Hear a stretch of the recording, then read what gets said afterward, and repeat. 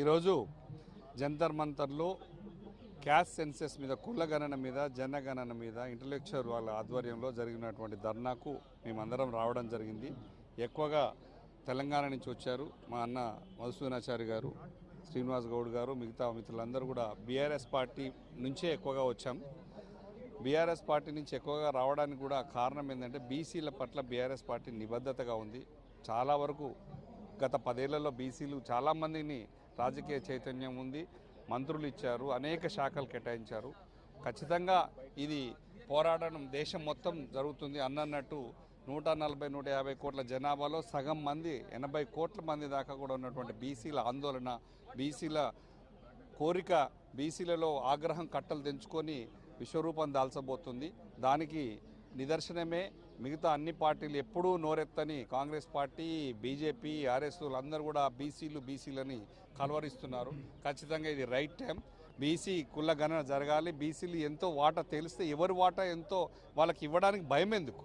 కేసీఆర్ గారే మొట్టమొదటి శాసనసభలోనే 2014 June 12లోనే 33% BC reservation చట్టం బిల్లు చేసి కూడా ఆ అసెంబ్లీ తీర్మానం కూడా ఆమోదించి పంపించారు పార్లమెంట్కి. మహిళా బిల్లు కూడా ఆమోదించి ప్రతిపాదించారు, పంపించారు. మహిళా బిల్లు ఎట్లాగైతే అయిపోయిందో బీసీ బిల్లు కూడా కావాలని చెప్పేసి కేసీఆర్ గారు కూడా బలంగా కోరుకుంటున్నారు.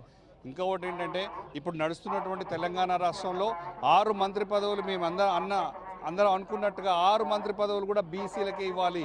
ముదిరాజు కానీ, మున్నూరు కాపు కానీ, యాదవ్ కానీ, ముస్లిం కానీ, లంబాడి సోదరులకు ఎవరికి లేవు. అందరూ ఓట్లు వేయించుకొని మీరు అధికారంలో కూర్చొని వాళ్ళని విస్మరించడం కూడా కరెక్ట్ కాదు. దేశం మొత్తం చూస్తుంది. ఇది మంచి చర్య కాదు. దీన్ని ఖచ్చితంగా కూడా బీసీలకు కేటాయించాలి. మోడీ గారు కూడా బీసీ శాఖకు సపరేట్గా మంత్రిత్వ శాఖ ఇవ్వాలి. దేశంలో కులగణన చేయాలి.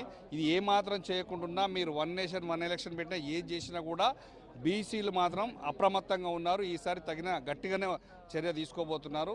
వాళ్ళకు కావాల్సింది వాళ్ళు సాధించుకోవడానికి సిద్ధంగా ఉన్నారు. దానికి నిదర్శనమే ఎక్కడికక్కడ బీసీలు అప్రమత్తమై ఉన్నారు. This is right time. బీసీల కోరికలు సాధించేదాకా కూడా బీసీ సభ్యులు, బీసీ కులంలో పుట్టిన వాళ్ళందరం కూడా గట్టిగా పోరాటం చేసి సాధించుకోవాలని చెప్పేసి మనస్ఫూర్తిగా జరుగుతున్నటువంటి. Thank you.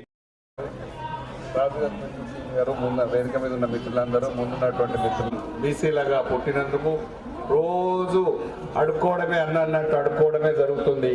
ఇట్లా కాకుండా గట్టిగా ఒకసారి తిరగబడితే దేశం అది అతి త్వరలో దగ్గరికి, ఆ రోజు కూడా దగ్గరలో ఉంది, రానుంది. ఎందుకంటే ఒక స్టేట్ లో 60 ఉన్నారు, ఒక స్టేట్ లో 60 పైన ఉన్నారు, ఒక స్టేట్ లో 60% బీసీలే ఉన్నాం. బీసీలలో కులగణన అక్కడ ఎవరి షేర్ వాళ్ళకి ఇవ్వడానికి మిగతా వాళ్ళకి ఎందుకో ఈ భయం ఏందో, ఈ ఆందోళన ఏందో. బీసీలకు కనీసం ఒక పోర్ట్ఫోలియో, ఒక శాఖ, బీసీ మంత్రిత్వ శాఖ కూడా లేదు. మా అన్న బీద మస్తానరావు గారు, మేము ఇక్కడ శ్రీనివాస్ గౌడ్ గారు చాలా సార్లు పెట్టారు. ఒక 20-30 ఇక్కడ సంఘీభావం తెలిపి మాట్లాడి, ఒక్క నిమిషం, చిరంజీవి గారి ఆధ్వర్యంలో శ్రవణ్ గారు చాలా మంది వచ్చారు. ఢిల్లీ యూనివర్సిటీ కానీ ప్రొఫెసర్లు కానీ పిల్లలందరూ వచ్చి కూడా కాన్స్టిట్యూన్సీల గొంతు వినిపించడం జరిగింది. మేము కూడా పార్లమెంట్లో వినిపినంత వరకు బీసీలకు న్యాయం చేశారు, ఖచ్చితంగా చేశారు. దాంట్లో ఎలాంటి ఖచ్చితంగా బీసీలకే ఇవ్వాలని రాత్రి కూడా డిమాండ్ చేసి వేయించుకొని ప్రజలందరూ ఓట్లు వేసుకునే కదా అధికారంలోకి వచ్చింది.